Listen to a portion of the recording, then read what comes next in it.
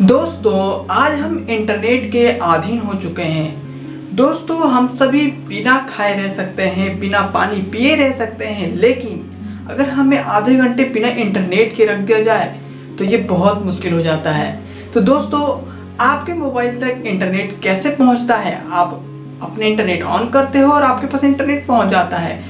आप दोस्तों जो वाईफाई यूज़ करते हो उसमें इथरनेट केबल लगा होता है, वहाँ तक इंटरनेट कैसे पहुँचता है जानेंगे दोस्तों आज के इस वीडियो में। तो दोस्तों वीडियो को एंड तक ज़रूर देखिएगा।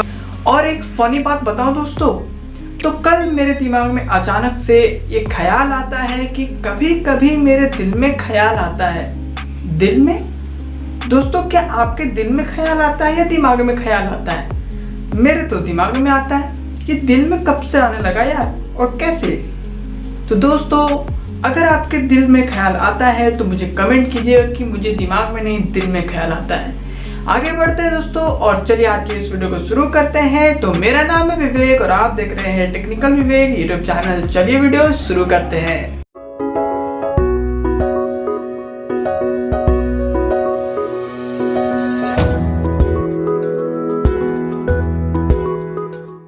दोस्तों इंटरनेट हम तक दो तरीके से पहुंचाया जा सकता है, लेकिन पहुंचता है एक ही तरीके से। तो वो दो रास्ते कौन कौन से हैं?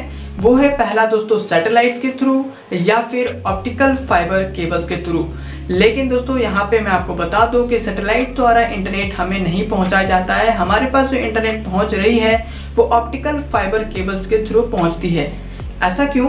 क्योंकि दोस्तों मैं आपको बताऊं जो सैटेलाइट्स है वो हमारे पृथ्वी से करीब 22,000 माइल्स की दूरी पे चक्कर लगा रही होती है पृथ्वी की।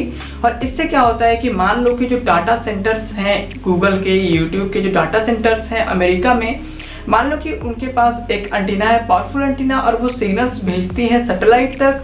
सैटेलाइट में फिर एक पावरफुल एंटीना होता है, फिर वो सिग्नल भेजती है नीचे पृथ्वी में वापस जो सेल टावर्स हैं उनके पास। उसके बाद उन टावर के पास में जो एंटीना है, उस एंटीना से हमारे मोबाइल फ़ोन के एंटीना तक इंटरनेट पहुंचाया जा सकता है।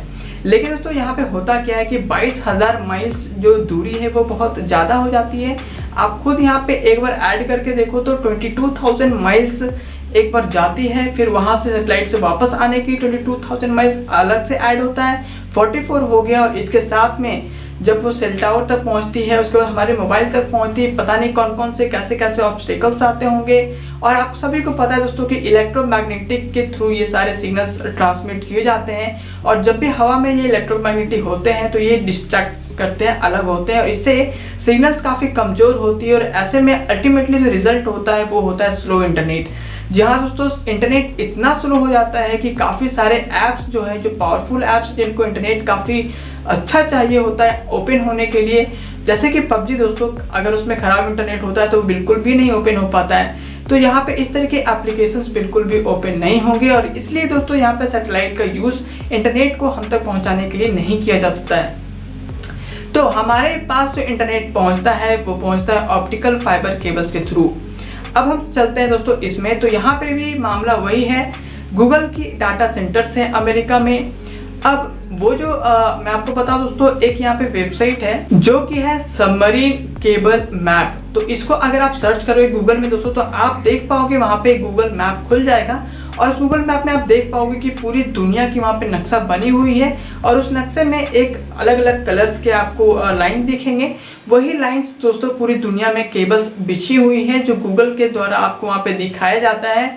तो यहाँ पे जो मैप है दोस्तों आप उसमें देख पा रहे हो कि मैं अभी आपको दिखा भी रहा हूँ स्क्रीन में कि जो लाइंस हैं उनसे कैसे इंटरनेट मतलब पूरी तरीके से पूरी दुनिया में बिछा दी गई है, एक कंट्री से दूसरे कंट्री तक को कनेक्ट करने के लिए।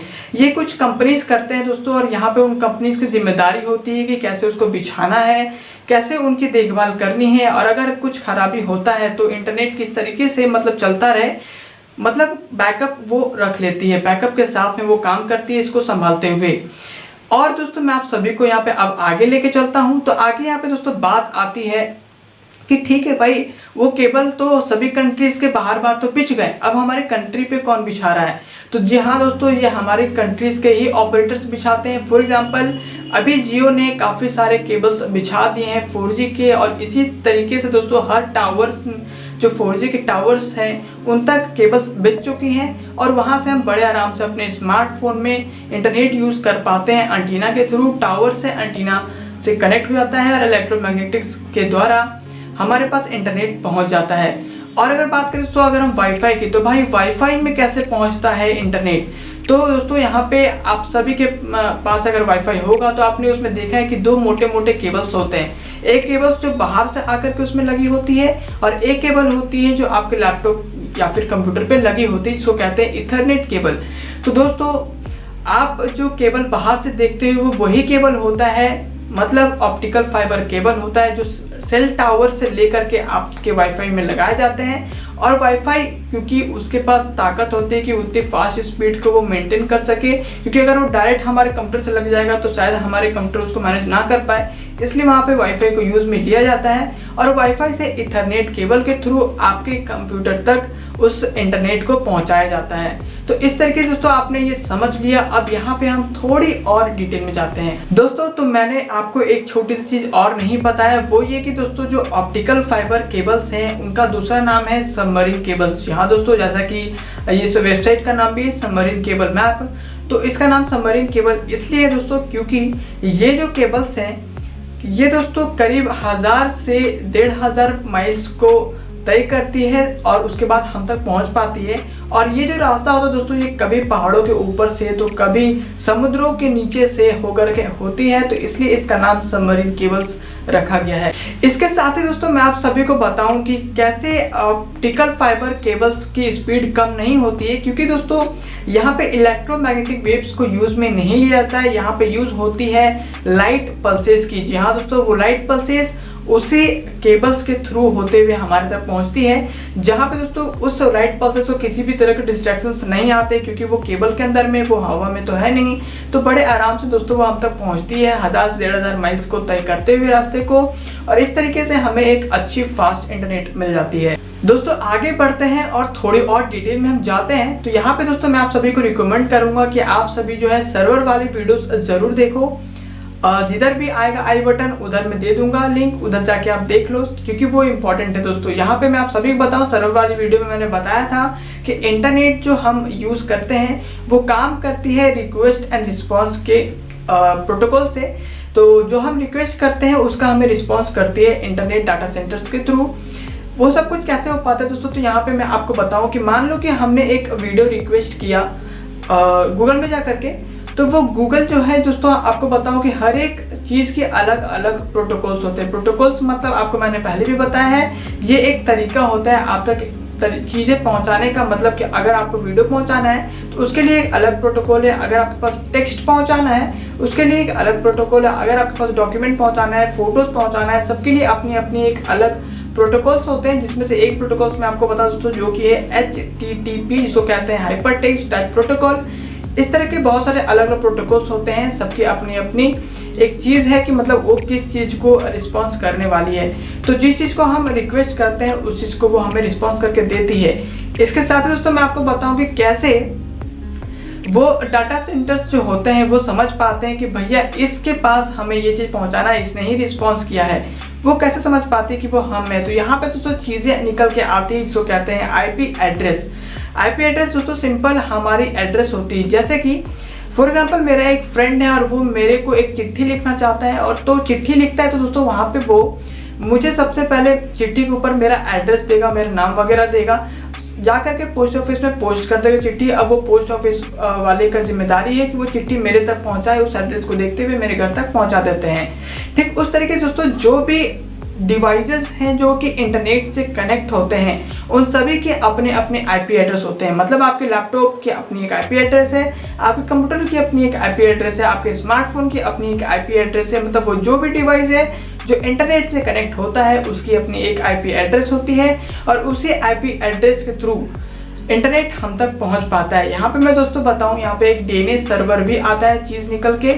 DNS सर्वर क्या होता है दोस्तों, ये जस्ट लाइक अ फोन बुक है।